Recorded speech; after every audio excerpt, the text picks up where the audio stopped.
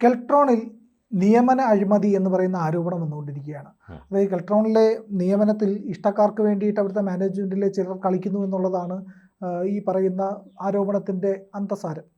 അതിനകത്ത് വരുന്ന ഈ കാര്യത്തിനകത്ത് വലിയ വിയോജിപ്പ് പൊതുജനങ്ങൾക്കിടയിൽ നിന്നും ഉദ്യോഗാർത്ഥികളിൽ നിന്നും ഉണ്ടാകുന്നുണ്ട്. കാരണം എന്ന് പറഞ്ഞു കഴിഞ്ഞാൽ കെൽട്രോണിനെ പോലുള്ളൊരു മാതൃകാ സ്ഥാപനത്തിൽ ഇങ്ങനെ സംഭവിക്കുന്നത് ശരിയല്ല എന്നുള്ളൊരു നിലപാടാണ് ആൾക്കാർക്കുള്ളത്. ആ ആക്ഷേപം ശരിയാണോ? തീർച്ചയായിട്ടും. അതായത് കെൽട്രോണിൽ ഈ പറഞ്ഞതുപോലെ മാനദണ്ഡങ്ങൾ മറികടന്ന് ഇഷ്ടക്കാരെ പദവിയിലെത്തിക്കാനുള്ള മാനേജ്മെൻറ്റിൻ്റെ പുതിയ തന്ത്രങ്ങളാണ് ഇപ്പോൾ നമ്മളിവിടെ റിപ്പോർട്ട് ചെയ്യുന്നത്. പലരിൽ നിന്നും ലഭിച്ച വിവരങ്ങളുടെ അടിസ്ഥാനത്തിൽ അതിൻ്റെ രേഖകൾ സഹിതമാണ് നമ്മൾ ഈ വാർത്ത റിപ്പോർട്ട് ചെയ്യുന്നത്.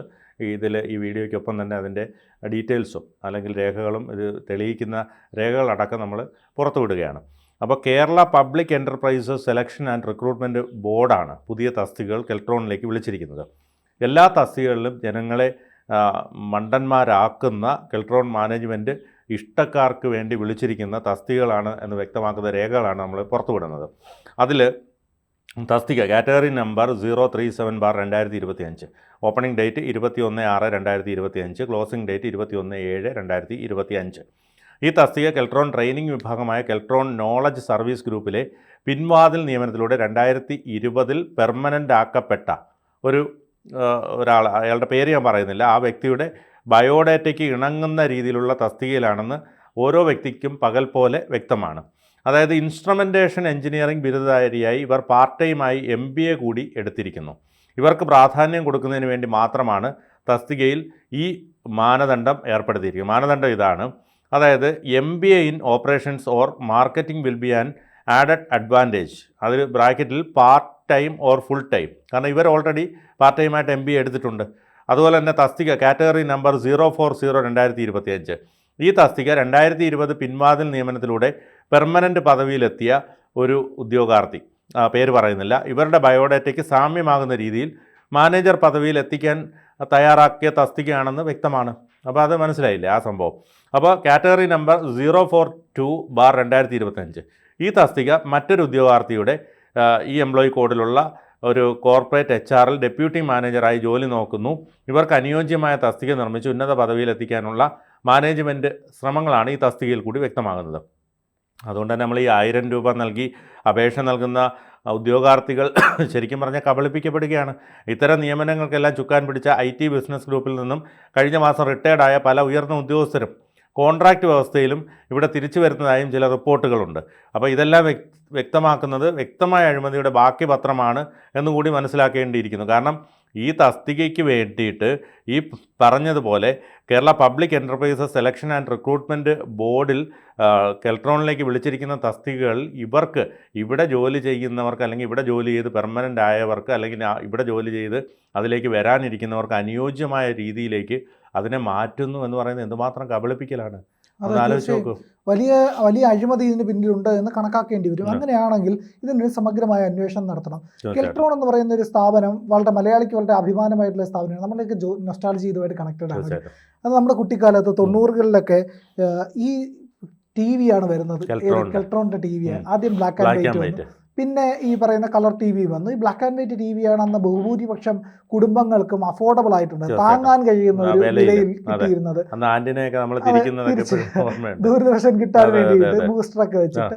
അപ്പോൾ ഈ പറയുന്ന കെൽട്രോൺ TV അങ്ങനെ വന്നു. അതിന് മുമ്പ് BPL, ഒനീഡ ഇതൊക്കെ ഉണ്ടെങ്കിലും അത് വലിയ വിലപിടിപ്പുള്ളതായതുകൊണ്ട് സാധാരണക്കാർക്ക് ആ ഡൈനോരെയൊക്കെ വാങ്ങിക്കാനായിട്ട് കഴിയില്ലായിരുന്നു. സാധാരണക്കാർക്ക് വാങ്ങിക്കാൻ കഴിയുന്ന ഒരു വിലയിലുള്ള ഒരു TV ആയിരുന്നു. അതുപോലെ തന്നെ റേഡിയോ, കെൽട്രോണിൻ്റെ റേഡിയോ, ട്രാൻസ്മിറ്റർ, അതുപോലുള്ള കാര്യങ്ങൾ, പിന്നെ മറ്റൊരുപാട് ഉപകരണങ്ങൾ, പിന്നെ ഈ ട്രാഫിക് സിഗ്നലുകൾ മുഴുവൻ കേരളത്തിൽ എനിക്ക് തോന്നുന്നു ഏകദേശം എല്ലാം കെൽട്രോണിന്റെ കീഴിലാണ് നിർമ്മിക്കുന്നത്.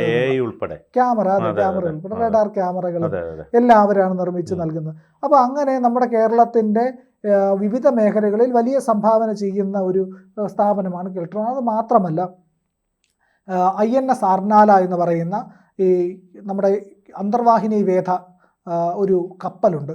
INS നമ്മുടെ ഇന്ത്യൻ നേവിയുടെ ഷിപ്പാണ്. അപ്പോൾ ആ ഷിപ്പിൻ്റെ വിവിധങ്ങളായിട്ടുള്ള ടെക്നോളജികൾ മുഴുവൻ നൽകിയിരിക്കുന്നത് കെൽട്രോൺ ആണ്. അതിൻ്റെ ഈ സമുദ്രത്തിൻ്റെ ആഴം അളക്കുന്ന സംവിധാനം, അതുപോലെ വേഗം അളക്കുന്ന log system, under water communication system, power amplifier, sonar sensor തുടങ്ങിയ കാര്യങ്ങളെല്ലാം നിർമ്മിച്ചു നൽകിയിരിക്കുന്നത് കെൽട്രോൺ ആണ്. നമ്മുടെ ഇന്ത്യയുടെ ഓപ്പറേഷൻ സിന്ദൂറിലും ഈ അർനാല പങ്കെടുത്തിട്ടുണ്ട്. അപ്പൊ ഇങ്ങനെ വലിയ കരുത്തുള്ള ഒരുപാട് സംഭാവനകൾ രാജ്യത്തിന് നൽകാൻ കെൽപ്പുള്ള ഒരു സ്ഥാപനത്തിനകത്ത് തെറ്റായ ഒരു നിയമനം നടക്കാൻ പാടില്ല. അതായത് ഒരാളുടെ പ്രശ്നത്തിന് കണക്കായ ഒരു കസേര നിർമ്മിച്ചിട്ട് എല്ലാവരോടും ഇരിക്കൂ, ഇതിൽ ആർക്കിരുന്നാൽ പാകമാകുമോ അവർക്ക് ഇരിക്കാം എന്ന് പറഞ്ഞ് ഒരു വിജ്ഞാപനം കൊടുക്കുന്നതിന് തുല്യമാണ് ഈ പറയുന്ന അവസ്ഥ എന്ന് പറയുന്നത്. അവിടെ ഇതേ ക്വാളിഫിക്കേഷനുള്ള ആൾക്കാരുടെ ക്വാളിഫിക്കേഷൻ എടുത്തു വെച്ചിട്ട് അതിനു വേണ്ടി ആൾക്കാരെ വിളിക്കുന്നത് പോലെയാണ്. അപ്പോൾ അത് തെറ്റായ ഒരു കീഴ്വഴക്കം സൃഷ്ടിക്കും. ശരിയായിട്ടുള്ള പൊസിഷനിൽ ആരാണോ വേണ്ടത് അതിനെപ്പറ്റി പഠിക്കാനൊരു സമിതിയെ നിയമിച്ച് ആ പൊസിഷൻ കീപ്പ് ചെയ്യാൻ കഴിയുന്ന ആളെ പബ്ലിക് സർവീസ് കമ്മീഷൻ വഴി, ഇല്ലെങ്കിൽ ഈ പറയുന്ന റിക്രൂട്ട്മെൻറ്റ് ബോർഡ് വഴിയാണെങ്കിലും കൃത്യമായി പൊതുജനങ്ങളിൽ നിന്ന് ഒരു പൊതുപരീക്ഷ നടത്തി അതിൽ നിന്ന് യോഗ്യനായ ആളിനെ, അതല്ലെങ്കിൽ ഏറ്റവും യോഗ്യനായ ആളിനെ അതിലേക്ക് തിരഞ്ഞെടുത്ത് അവിടെ കൃത്യമായി നിയമിക്കുക എന്നുള്ളതാണ് ഏറ്റവും പ്രധാനം. അതുമാത്രമല്ല, ഇപ്പോൾ പറഞ്ഞതുപോലെ ഈ റിട്ടയർ ആയി പോകുന്നവരെ വീണ്ടും കോൺട്രാക്ട് വ്യവസ്ഥയിൽ വിളിച്ച് മറ്റൊരാളുടെ ജോലി അവസരം തന്നെ ഇല്ലാതാക്കുകയാണ്. കാരണം ഇവർക്ക് ഭീമമായ പെൻഷനും മറ്റു കാര്യങ്ങളും ഒക്കെ ഉണ്ട്. അതായത് മുൻപ് നമ്മൾക്ക് അറിയാം, കോടിയേരി ബാലകൃഷ്ണൻ ഈ പറയുന്ന കേരളത്തിന്റെ ആഭ്യന്തരമന്ത്രിയായിരുന്ന കാലത്ത് ഏതാണ്ട് 5000-ഓളം വരുന്ന പോലീസുകാരുടെ ഒഴിവ് നികത്താനായി 3000 KHG എന്ന് പറയുന്ന കേരള ഹോം ഗാർഡിനെ കൊണ്ട് നിയമിക്കുകയായിരുന്നു. അതായത് 5000 യുവാക്കൾക്ക് ജോലി കിട്ടേണ്ടടുത്ത് 3000 പെൻഷൻ പറ്റിയ കേന്ദ്ര സർവീസിൽ നിന്ന് പെൻഷൻ പറ്റിയ സ്റ്റാറ്റ്യൂട്ടറി പെൻഷനുള്ള ആൾക്കാരെ കൊണ്ടുവന്നിരുത്തി. അത് അങ്ങനെ ഇരുത്തിയതോടുകൂടി എന്ത് സംഭവിച്ചു? 5000 ചെറുപ്പക്കാരെ ജോലി നഷ്ടപ്പെട്ടു. 5000 യുവാക്കൾക്ക് പോലീസിൽ ജോലി കിട്ടുമായിരുന്നു. ആ 5000 യുവാക്കളിൽ നിന്ന് ഒരു 50 കൊലപാതകികൾ ഉണ്ടാവുന്നതിനെ തടയാമായിരുന്നു. അത് തടഞ്ഞില്ല. ഒരു 150 ബലാത്സംഗം ചെയ്യുന്ന ആൾക്കാരുണ്ടാവുക തടയാമായിരുന്നു. ഒരു 300 മോഷണം ചെയ്യുന്നവരുത്ത് ഉണ്ടാവുമായിരുന്നു, അത് തടയാമായിരുന്നു. അപ്പോൾ ഇതൊന്നും ചെയ്തില്ല. കേരളത്തിൽ ഒരു തൊഴിലില്ലായ്മയുടെ സാഹചര്യം സൃഷ്ടിക്കാനായിട്ട് കമ്മ്യൂണിസ്റ്റ് സർക്കാരിൻ്റെ കാലത്ത് അങ്ങനെ ഒരു നീക്കം നടന്നു. എന്തിനാ KHG? പുതിയ യുവാക്കളെ എടുത്താൽ പോലെയായിരുന്നു. KHGയെ പെൻഷൻ വാങ്ങുന്ന ആൾക്കാരല്ലേ, അവർക്ക് അവരുടെ ശമ്പളം മറ്റു രീതിയിൽ അവർ വിനിയോഗിക്കുമായിരുന്നു. ഇനി ക്വാളിഫൈഡ് ആയിട്ടുള്ള ഈ പറയുന്ന സൈന്യത്തിൽ നിന്ന് വിരമിച്ചവരെ എടുക്കണമെങ്കിൽ അത് എക്സ്ട്രാ ആയിട്ട് എടുക്കണം, അധികമായിട്ട് എടുക്കണമായിരുന്നു. അപ്പോൾ ഈ പറയുന്ന തുച്ഛമായ വേതനം കൊടുക്കാനും സ്ഥിര നിയമനം കൊടുക്കാതിരിക്കാനും വേണ്ടിയിട്ട് കാണിക്കുന്ന അല്പത്തരങ്ങൾ സമൂഹത്തിന് വലിയ വിപത്തുണ്ടാക്കുമെന്നുള്ളത് മനസ്സിലാക്കാതെയാണ് തെറ്റായ നിയമനങ്ങൾ നടത്തുന്നത്. ഇനി ഈ പറയുന്ന കെൽട്രോണിൻ്റെ കാര്യത്തിലേക്ക് വന്നാലും ശരി തന്നെ, കെൽട്രോൺ ഈ പറയുന്ന ചുമ്മാ TV-യും റേഡിയോ ഉണ്ടാക്കി കൊടുക്കുന്ന സ്ഥാപനം മാത്രമല്ല, പ്രതിരോധ രംഗത്ത് സംഭാവനകൾ ചെയ്യുന്ന ഒരു സ്ഥാപനമാണ്. അവിടെ സുതാര്യമായ നിയമനം ഉണ്ടാകണം, അവിടെ ക്വാളിഫൈഡ് ആയിട്ടുള്ള ആളുണ്ടാകണം. ഇതല്ല എങ്കിൽ ഏതെങ്കിലും ഒരു ഊടുവഴിയിലൂടെ കയറി വന്ന ആളാണെങ്കിൽ ഞാൻ ഇരിക്കുന്നത് ഒരു തെറ്റായ സ്ഥലത്താണല്ലോ എന്നൊരു ബോധ്യം ഉള്ളിൽ ഉണ്ടായിരിക്കുമ്പോൾ അയാൾ എന്ത് ചെയ്യും?